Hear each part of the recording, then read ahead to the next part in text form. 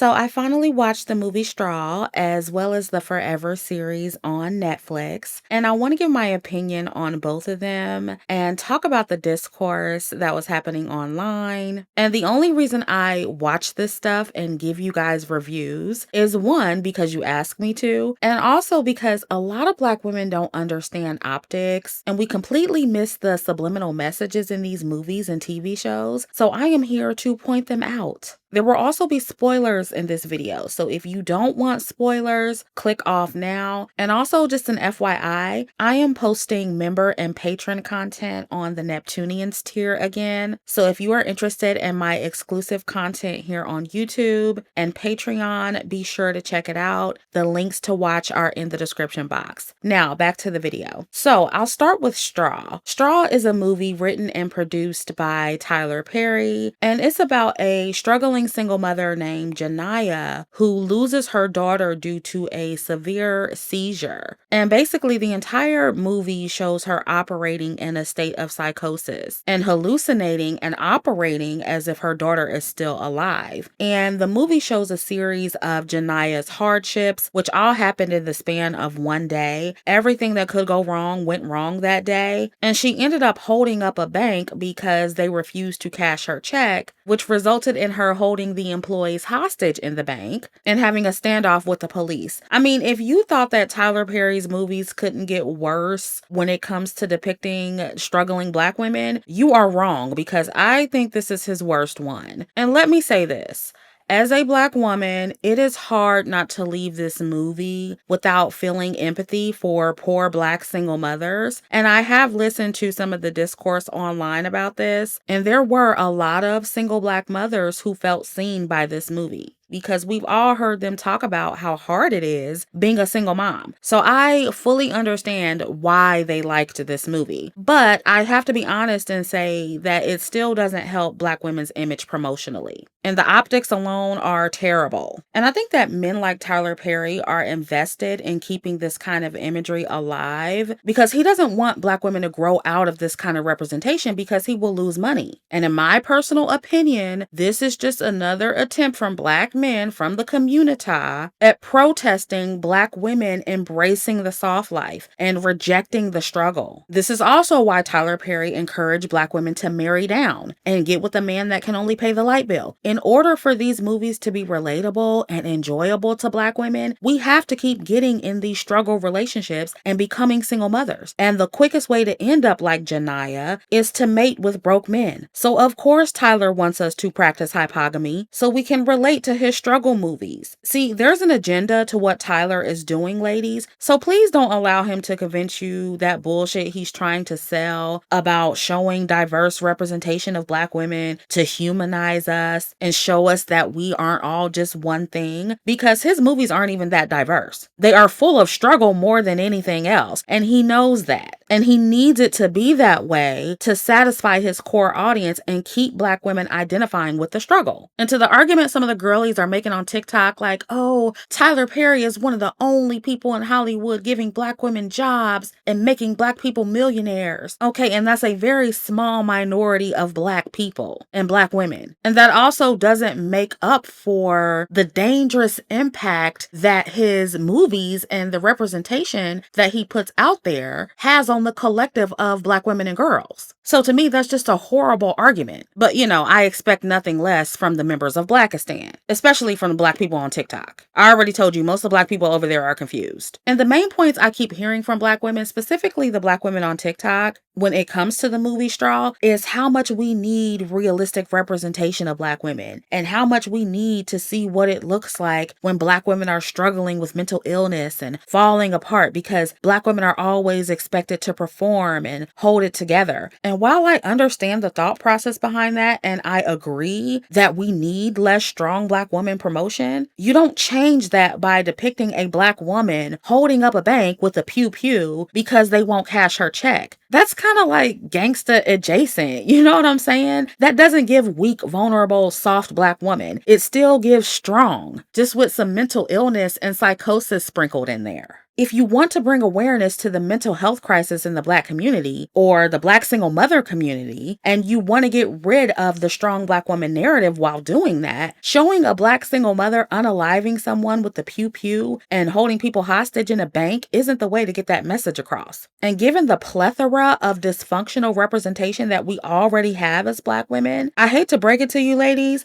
but Black single mothers are already seen as downtrodden and depressed and stressed out and at the brink of snapping and going crazy and all that stuff. I'm trying to figure out why y'all don't think we already see y'all falling apart and struggling while raising these kids on your own. We see it in the entertainment, we see it in the TV shows, we see it in the movies, we hear it in the music, and now we get to see y'all complaining about being single mothers on TikTok. And we also see how some of you treat your children because you're struggling and depressed about being a single mother. That is not a secret in 2025, ladies, and you don't need a struggle single mother movie to bring awareness to that. All this movie does is add to the idea that Black women are always stressed out, mentally ill, and still tough enough to hold up a bank and unalive people. And I know somebody's gonna be like, oh, well, what about Sherry Shepherd's character? What about the Black woman bank tellers? They still don't offset the main character. Janiyah was the main character. She is who matters most. That is who's going to stick in the memory of most people when they watch this movie. I'm trying to explain to you guys how optics read to most people. This movie does not bring more awareness or humanize you in the way you think it does. And obviously, if you're a Black woman or a Black person and you watch this movie, because of your experience, because you can relate to other Black people, of course you're going to have more of a nuanced perspective. But optics wise, with no nuance, it just adds to the stereotypes we hate. And that matters. Optics matter, especially when we are constantly being bombarded with the same kind of optics over and over and over again. This is part of how stereotypes are developed and how we consistently get associated with poverty and hypogamy, etc.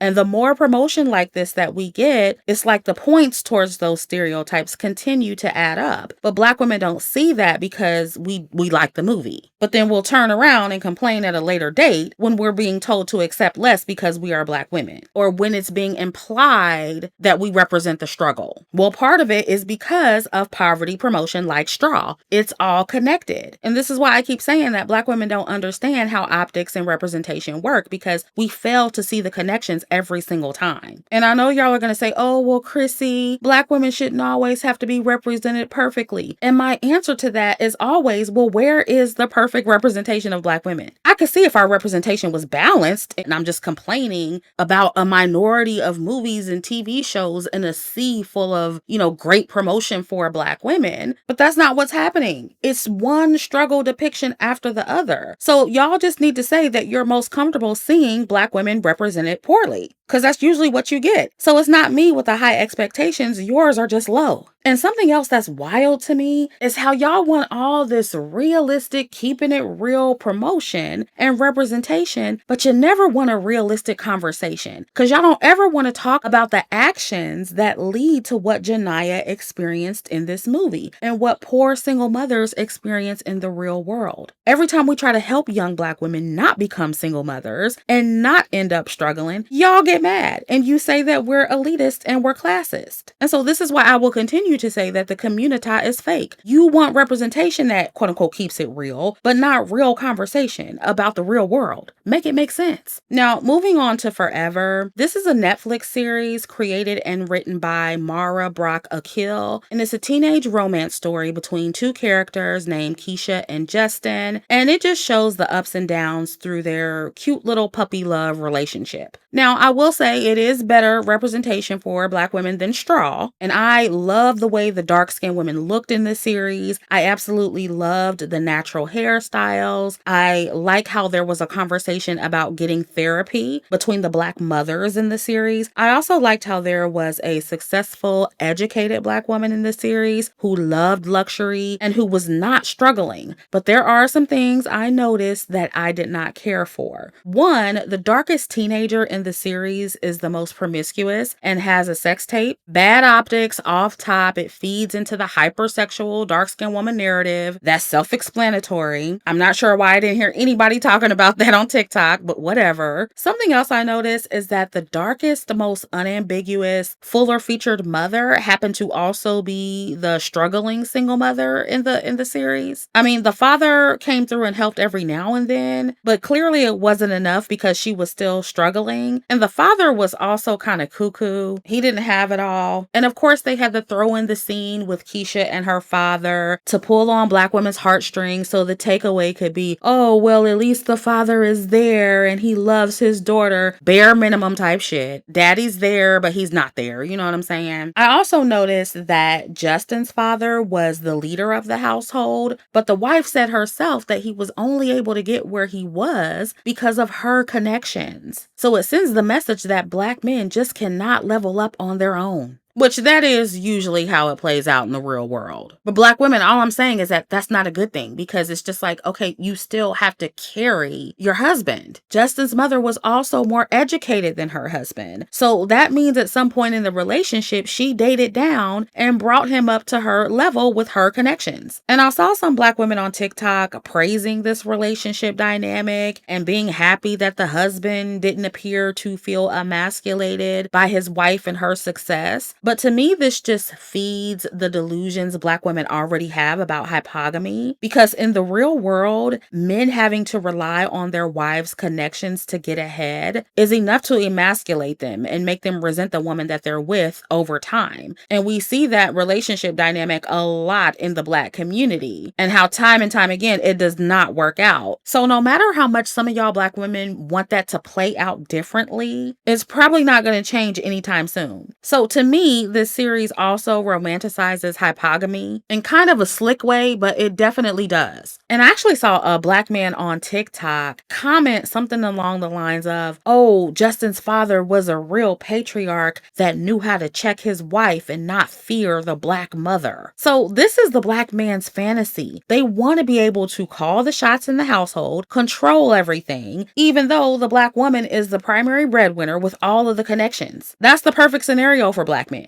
They don't really care if they're ahead of Black women or not. They just want to feel like they're ahead. They want Black women to make them feel like the man or feel like the breadwinner. And Mara Brock Akil is married to a Black man, of course, so it makes sense why she would write the characters this way. She also appears to be mixed race, so it also makes sense why she would choose or greenlight the casting of a dark-skinned Black woman to portray a promiscuous teenager, and also a fuller featured dark-skinned woman to portray a struggling single mother. See, Black men and mixed women have no interest in correctively promoting dark-skinned women, so they're either going to overlook these details or purposely cast dark-skinned women this way to keep up the bad optics. Because as beautiful as these dark-skinned women are, in my opinion, their roles did them no justice. These are not the best roles they could have given them in this series. And I know y'all want me to be satisfied with this. You want me to celebrate the series because at least it's not about drugs and pimps and whores, and at least they showed successful Black people. I know you want that to be enough for me, but like I said before, I just feel like the bar is in hell for Black women, especially dark-skinned Black women, and our standards are low because the representation they give us is so bad that we get overly excited when they give us the bare minimum. This series was entertaining. It was executed well. The actors and actresses did a great job, but does it move the needle in terms of representation for Black women specifically, and especially unambiguous dark-skinned Black women like how some of y'all were saying on TikTok? No, it doesn't. Absolutely not. And again,